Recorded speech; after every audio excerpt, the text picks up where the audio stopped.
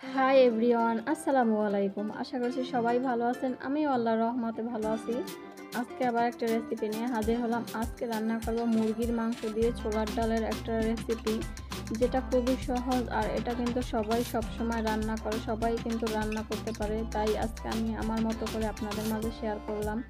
আশা করছি ভালো লাগবে। তাহলে চলেন দেখে নেই। এখানে আগে থেকে আমি কিছুটা ছোলার ডাল সিদ্ধ করে রেখেছিলাম লবণ হলুদ দিয়ে। এখন একটা প্যানে দিয়ে দেবো তেল রেগুলার রান্নাতে। তারপর গরম মশলার একটা ফোড়ন করে নেব।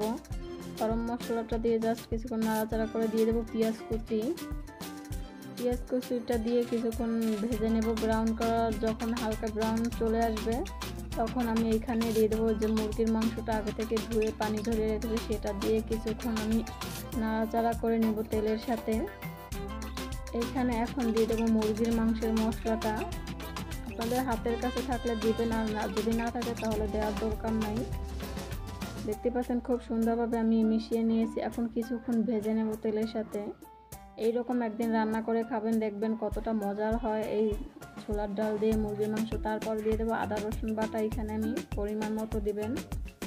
দিয়ে আবার কিছুক্ষণ আমি ভেজে নেব। আর ছোলার ডালটা যদি আপনারা আগে থেকে ভেজে রাখেন তাহলে সিদ্ধ করার দরকার নাই।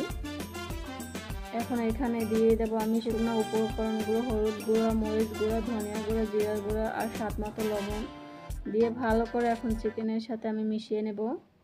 আর আমি পানি ছাড়া কষিয়ে নেব এই চিকেনটাকে।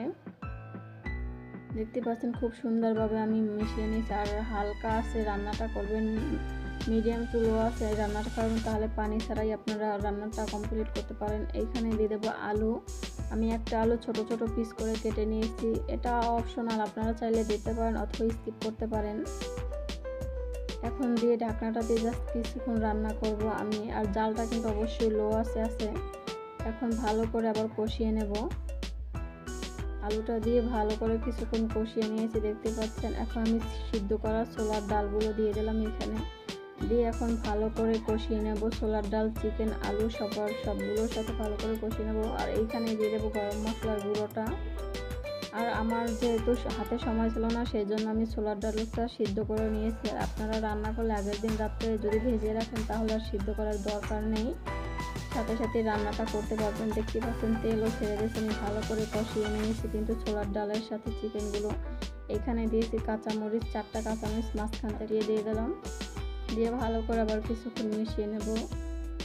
খুব ভালো করে কিন্তু ডালের সাথে সব কিছু কষানো হয়ে গেছে। এখন আমি এখানে পানি ব্যবহার করলাম। অবশ্যই গরম পানিটা দেবেন, তাহলে রান্নাটাও যেমন তাড়াতাড়ি হয়, স্বাদ এমন কালারটাও কিন্তু দারুণ আসে।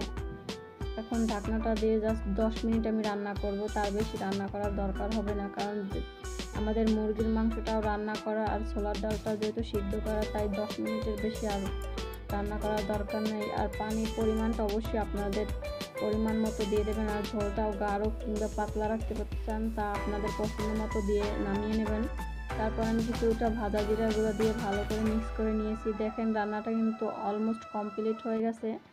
এখন আমি চুলার জালটাকে বন্ধ করে দিয়েছি। দেখেন কতটা সুন্দর এবং ঝটপট করে কিন্তু ছোলার ডাল দিয়ে চিকেনের একটা রেসিপি তৈরি হয়ে গেল।